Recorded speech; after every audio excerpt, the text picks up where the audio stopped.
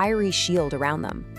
Emperor Alexios I actually had the prows of his ship. Welcome to This Explainer. Today, we're journeying back in time to uncover the reality behind one of history's most terrifying and, honestly, most enigmatic inventions. We're looking at a lost superweapon that quite literally saved an empire from the brink of total annihilation. It's an epic story of survival, of incredible geographical luck, and of a state secret so fiercely guarded, it simply vanished from the face of the earth for centuries. Consider that question for a moment. What if an empire's entire survival depended on a single lost chemical formula? Picture this. It's the late 7th century. The once mighty Eastern Roman Empire, the Byzantines, are utterly exhausted.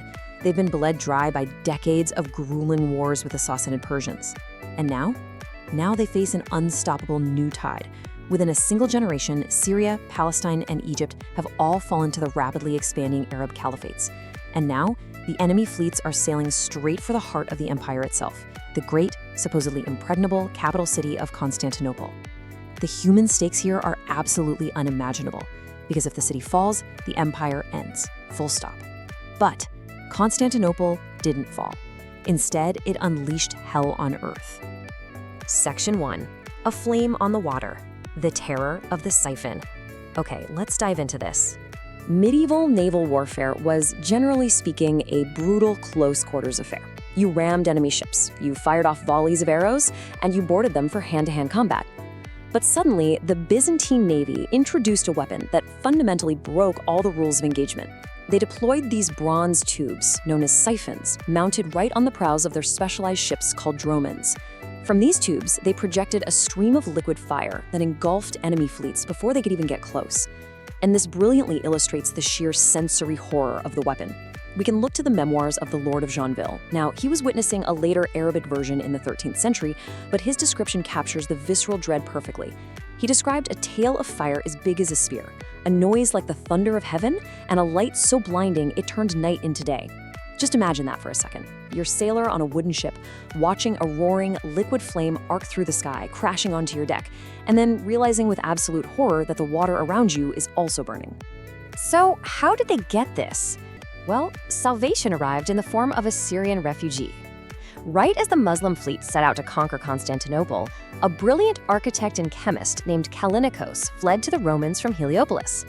He carried with him the inherited discoveries of the Alexandrian chemical school, and his ambition, his deep knowledge of chemistry, brought a miraculous salvation, just in the nick of time.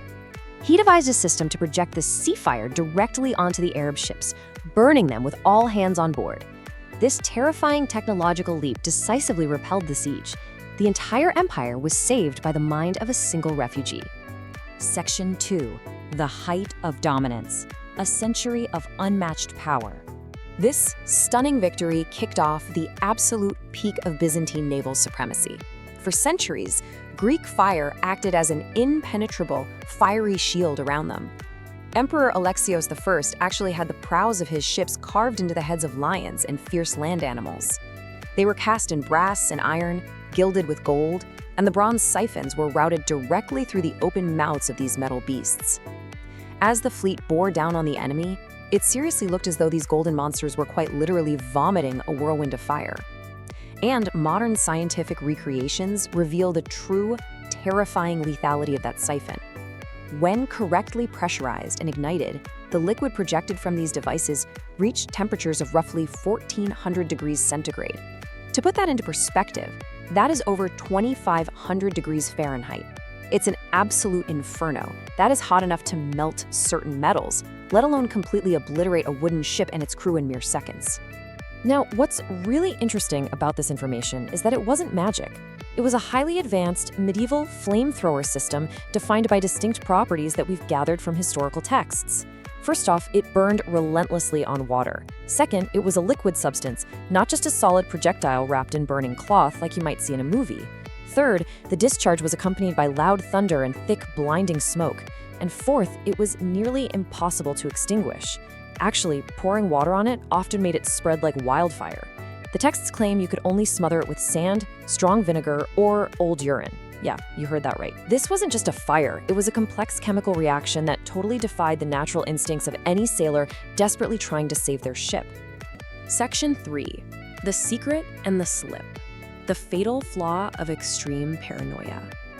The Byzantines knew exactly how incredibly valuable this weapon was. Emperor Constantine Porphyrogenetos was so desperate to protect the formula that he wrote a manual for his son, strictly warning him to never, ever reveal its secrets. He went as far as claiming the recipe was shown by an angel directly to the first Christian emperor, and that a curse from heaven would strike down anyone who dared to share it. But this intense, all-consuming paranoia actually birthed a fatal flaw. So the crucial point is how the empire protected its ultimate weapon, through intense compartmentalization. The whole process was fractured into totally isolated steps. You had the extraction of the specific oil, the preparation and heating of resins, the engineering of the airtight bronze pumps, and finally, the actual operation by specialized soldiers. No single person knew the whole process. The operators on the ships, they had no idea how the chemists mixed the fuel, and the chemists had absolutely no clue how the mechanics forged the bronze valves. This brilliant yet paranoid system ensured that even when enemy fleets captured intact Byzantine fire ships, they couldn't make them work. But tragically, this also meant that the knowledge was incredibly fragile. Section 4. Embers of a Fallen Empire. The Unraveling of Byzantium. Let's move on and see how this builds towards a collapse. The Byzantine Empire, despite its truly glorious peak, eventually began to fracture. Decades of civil wars and the utterly devastating sack of Constantinople in 1204 caused massive internal decay. As their borders shrank, that deeply compartmentalized military infrastructure we just talked about began to collapse. And that fragile chain of knowledge, it snapped. But the most devastating blow wasn't a misplaced recipe book. It was a loss of geography. You see, the Byzantine Empire eventually lost control of the specific oil fields around the Black Sea and the Caspian Sea. Those fields provided the essential raw materials required to make the weapon. Without the specific raw ingredients, the chemists couldn't mix the fuel. Without the fuel, the engineers couldn't test the pumps. And without the weapon, those roaring brass lions on the prows of the Byzantine navy finally fell silent. By the time the Ottoman Turks breached the walls of Constantinople in 1453, the true Greek fire was already a ghost. It was just a legendary secret that had faded into myth forever. Section 5. Modern science solves it. Resurrecting the dragon. For hundreds of years, alchemists just assumed Greek fire relied on early gunpowder, saltpeter, or quicklime. Ambitious inventors desperately tried to recreate the terrifying inferno they'd read about in those ancient chronicles. Yet time and time again, these medieval attempts yielded nothing but damp squibs. Modern historians know saltpeter wasn't even used in warfare in that region until the 13th century, and modern experiments have proven that quicklime only raises water temperature to about 150 degrees Celsius. That is nowhere near the 1400 degrees they actually needed. It wasn't until the meticulous application of modern science and experimental archaeology that the dragon was finally resurrected. The scientific reality, which was successfully tested by modern researchers like Professor John Haldon, is startlingly elegant.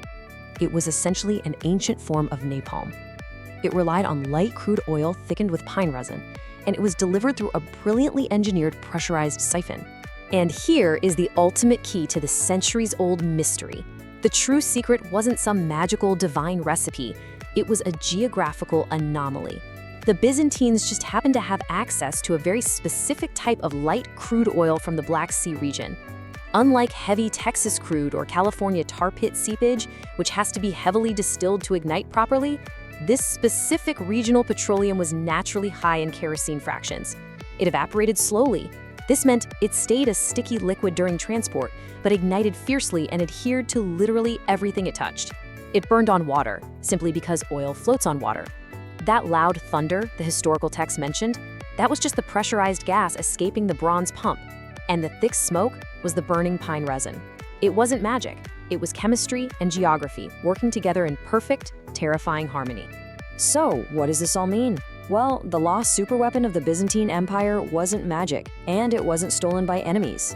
It was a brilliantly engineered system, perfectly adapted to the resources of its time, lost only when the empire itself crumbled away from the very lands that birthed it. It serves as a profound historical reminder that technological supremacy is never permanent. Even the most fiercely guarded secrets can just vanish into the ashes of history. If you want to witness more stories of the rise and fall of power, subscribe and follow to Empire Snapshots. Keep exploring, keep questioning, and we'll see you next time.